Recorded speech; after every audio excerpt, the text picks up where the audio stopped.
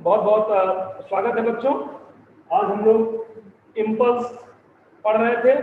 इसके पहले वीडियो में पढ़ चुके हैं। उसको कैसे हम लोग ग्राफ मेथड से सीखेंगे, इसको आप लोग जानेंगे कि how to calculate impulse with the help of graph. इसके पहले आपको कैसे सिखाया मैंने आपको? इसके पहले मैंने आपको दो मेथड सिखाए हैं। एक इम्पल्स को मैंने बताया था आपको वेक्टर कॉन्सेप्ट, डेल्टा पी के बराबर मतलब P2 माइनस P1, और इसी J को हमने F डेल्टा T भी कह दिया था। एक ये मेथड है मैंने। दूसरा मैंने आपसे कहा था कि इसको कैलकुलस मेथड जानेंगे। दूसरा आपका था कैलकुलस मेथड। कैलकुलस मेथड मैंने क्या बताया आपको? मैंने कहा कि यही जो J होगा वो पहले dp निकालिएगा और इसको इंटीग्रेट करिएगा। कहां से कहां तक? फ्रॉम P1 टू P2, या इंटीग्रेट कीजिएगा फ्रॉम dt टाइम के लिए कहां से कहां तक? From T1 to T2। ये इंटीग्रेशन मेथड से आपको इसको मैंने सिखाया था। अब मैं आपको ग्राफ मेथड से इन चीजों को सिखाऊंगा, ग्राफ मेथड से इन चीजों को बताऊंगा, और उम्मीद है आप इसको बड़े ध्यान से समझेंगे। तो आइए, पहला काम, नंबर एक case number first. If a constant force कैसा है?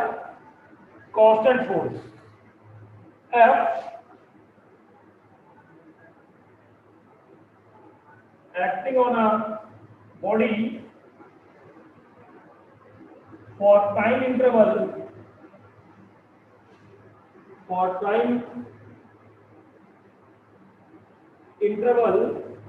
delta t, then a time interval from 0 to t, then यहाँ ग्राफ बना ले हम। इधर हम टाइम दिखा रहे हैं t, इधर हम फोर्स दिखा रहे हैं F, और 0 टाइम से लेकर के t टाइम तक काम हुआ। फोर्स कांस्टेंट था, फोर्स में कोई चेंजिंग नहीं थी, तो कांस्टेंट फोर्स कांस्टेंट था। तो आप समझ सकते हैं कि ये जो ग्राफ बनेगा वो from A to B parallel to time axis आ जाएगा। That is parallel to time axis, ये आ जाएगा, है ना? यहाँ फोर्स कांस्टेंट था। Then graph between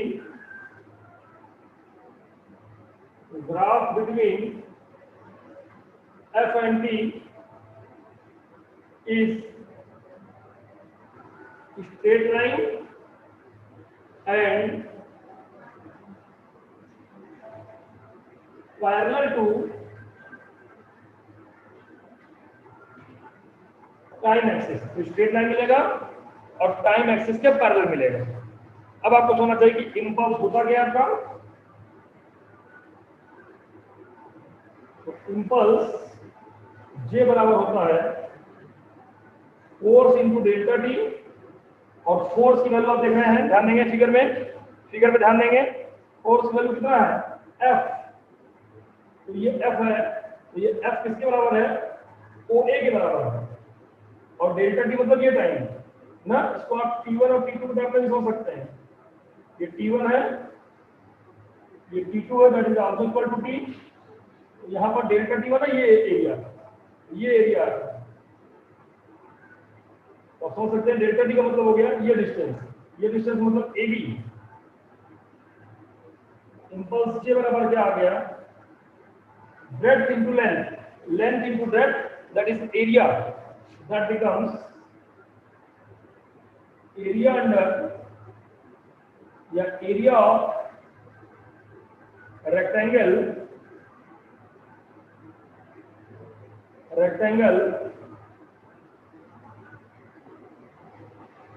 ABCO, that J is equal to area under FT graph and time axis. FT graph and time axis के नीचे का जो एरिया होता है यही आपका इंपल्स होता है। तो उम्मीद है यहाँ तक की बात आपको समझ में आ गई होगी, अब कहीं कोई दिक्कत नहीं होगी। केस नंबर सेकंड की बात करें हम, case number second, if a variable force F acting on a body for time interval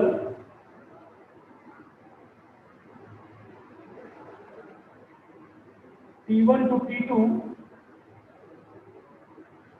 then graph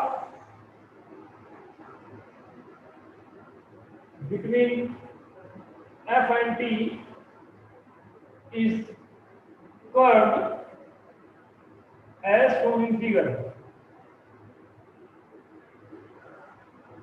अगर ये इनरेगुलर होगा, वेरिएबल होगा, अगर FT ग्राफ प्लॉट करेंगे तो FT ग्राफ कैसा होगा, तो ये वेरिएबल होगा, कभी फोर्स की वैल्यू ज्यादा, कभी फोर्स की वैल्यू कम। ये है, आप देख रहे हैं फोर्स की वैल्यू ज्यादा या फोर्स की वैल्यू कम, ये हो सकता है। तो अब एक वेरी स्मॉल टाइम इंटरवल ले लेंगे हम, छोटा सा ये on the time interval, that is dt।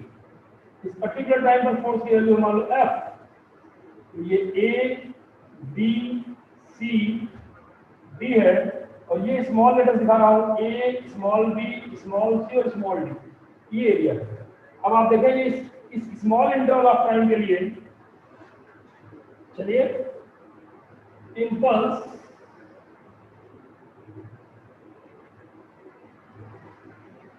produced by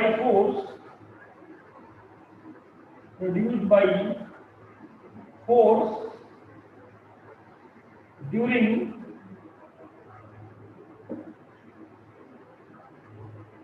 infinite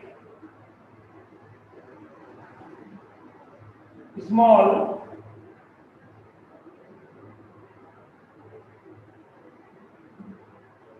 time interval dt is that dp change momentum में इक्वल होता है, dp is equal to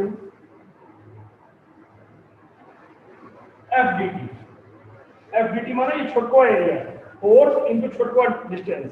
कौन सा एरिया ये, फोर्स का मतलब हो गया ये AD स्मॉल AD, और ये into CD, that is area of small ABCD, so that impulse produced by force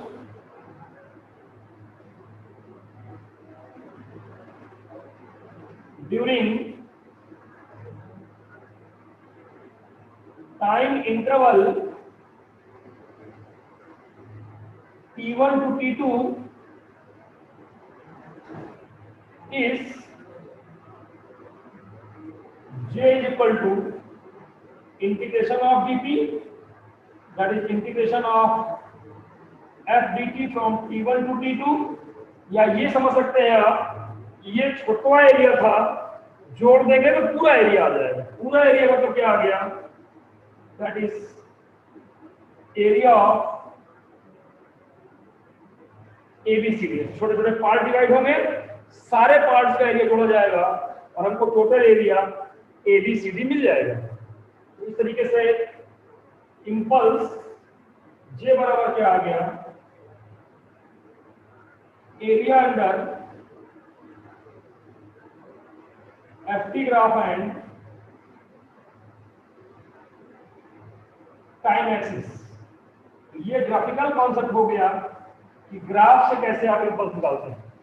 तो अगली बात, थर्ड बात हम लोगों ने सीखी ग्राफ मेथड। ग्राफ मेथड क्या बताता है आपको? यही इंपल्स बराबर होता है area under FT graph and time axis. Time axis और एफटी ग्राफ के बीच का जो एरिया होता है दैट इज इंपल्स। तो उम्मीद है आपको इंपल्स के बारे में सारी बातें अच्छे समझ में आई होंगी। कहीं कोई डाउट होगा तो कमेंट्स जरूर करिएगा।